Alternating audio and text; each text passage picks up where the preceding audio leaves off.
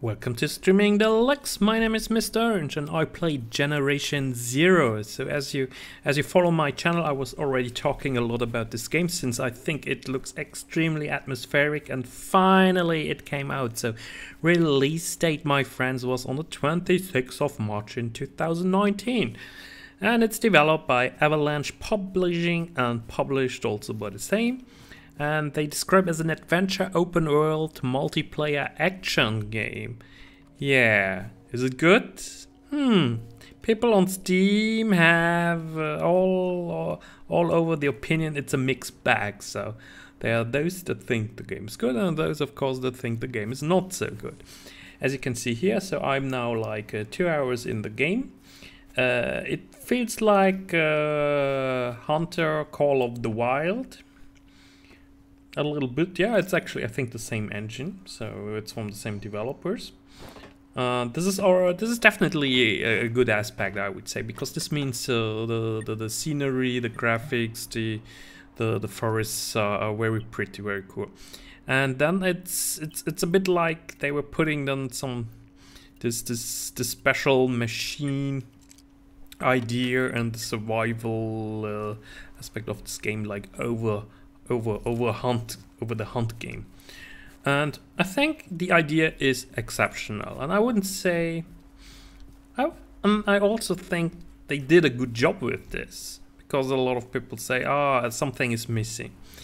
I agree. For example, I think the UI is not that good, the menus are not that good. But for example, I think the controls are very good. I think the enemies are kind of scary and the atmosphere of the game is exceptional. The weather, the graphics, of course, as you can see here in the video. I think this is all very, very exceptional.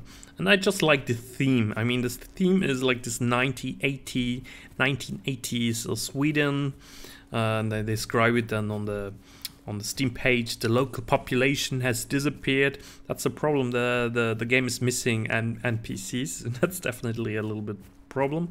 And then they say, and hostile machines roam the streets. So yeah, that's also a little bit of a problem, because they're only those machines and no other animals, and it's a bit weird. So you have like you're like alone with the machines in the Swedish on the Swedish islands. But where are the animals? Where are the birds? Where are some deers or wolves or whatever? So I mean, we don't have other NPCs either. So and yeah, and then it's a multiplayer game. So I couldn't check out the multiplayer yet. I was just playing some round solo. And at one moment someone was joining my game, but then he left immediately again. So I have no idea. I think the multiplayer could be really cool, because especially if you fight on the machines. So playing this done in multiplayer, I think this could be really, really cool. Now it gets a little bit louder. So you see here, one of those little dudes is running away. Yeah, the controls for the fight should also be a little bit more dynamic. It's not that dynamic, so there's no option to lean over,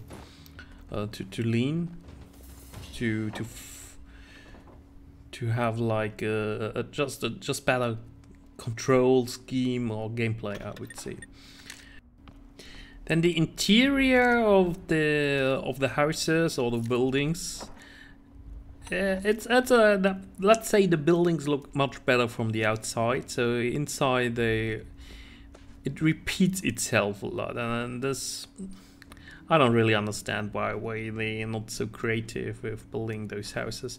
They could have done this much better, I would say. And then you find some loot. So the loot is nothing special, and also your back is very quickly very full. And I think at the moment this game is a little bit difficult, since the machines, when they attack me, I lose immediately a lot of health. So of course I would say I haven't died like completely yet, so I don't know what happens when I completely die. But if I die, then I'm using one of my med packs, and for now I had enough med packs. And it's also from time to time a bit tiresome to just open constantly those little boxes or doors, and then you have to click on take all. I mean, I didn't find a hotkey for this yet, but I'm sure it exists. So that's what I mean with the UI is not perfect, or that's what I mean with the UI is it's just missing the smoothness. But overall, I think the atmosphere of this game and this and the aspect of let's say this big environment, this big land, the huge forest, and that you also actually when you run, you don't run so you run much faster than in Hunt, Call of the Wild. So this is also cool. So, and I think this, yeah, but this is aspect and the atmosphere, the sounds, the big forest, the land. This makes this game for me more or less a purchase, I would say. I mean, this game is now 35 euros. I bought it like 25 euros, I think. That's a good price, so I definitely don't complain for this price. Alright, so, and then I found on Steam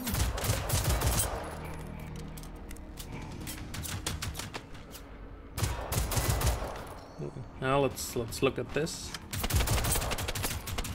Yeah, it's a good fight.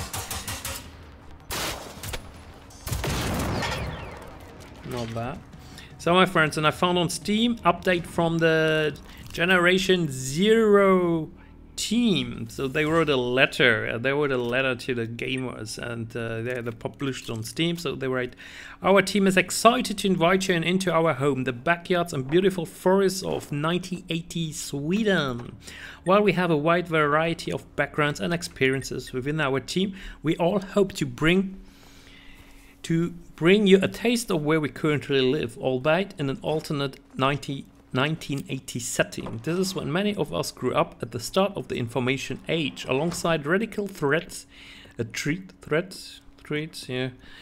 big hair. For those of us who didn't grow up in the 80s, the sense of wonder and imagination while playing outside is still a universally strong, relatable memory." I don't really understand why they're writing this. So I mean, yeah, I know back in the days everyone was playing outside. But sorry, where's the link to this game? Were you playing outside, fighting against machines? I mean, yeah, I'm sure about the rise of the machines. I'm sure that Skynet is taking over. Called Google. Just kidding. Now he can. Yeah, that's Swedish. Weird language, isn't it? PewDiePie, what's his name? The Swedish guy. So I'm waiting for him to play this game, actually. So I mean, #1 YouTuber should play this game. So they definitely need this marketing. If PewDiePie would play this game, they would have a great marketing. And then, yeah, the developers write in their letter to the gamers, "We hope that you find yourself able to jump back into the past with us, into this world of exploration and mayhem.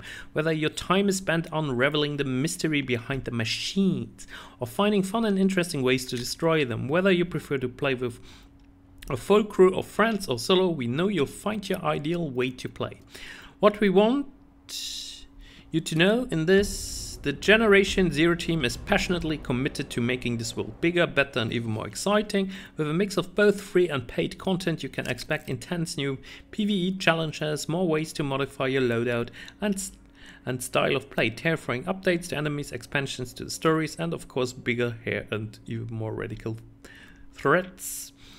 But for now, most of our focus is on collecting information, prioritizing and then fixing the game, yeah, bug fixing, etc. So, and that's most of the important information. What is important, they're going to bring a lot of paid DLCs and some not paid DLCs. It's a little bit like with Hunt, Call of the Wild, I guess. So we will see like 5 to 10 euro DLCs with new enemies, with maybe new islands and etc. So I think that's a good. That's cool. So, and they should definitely work much more on the bugs and fix this game a bit more. But for the rest, I would say I like it.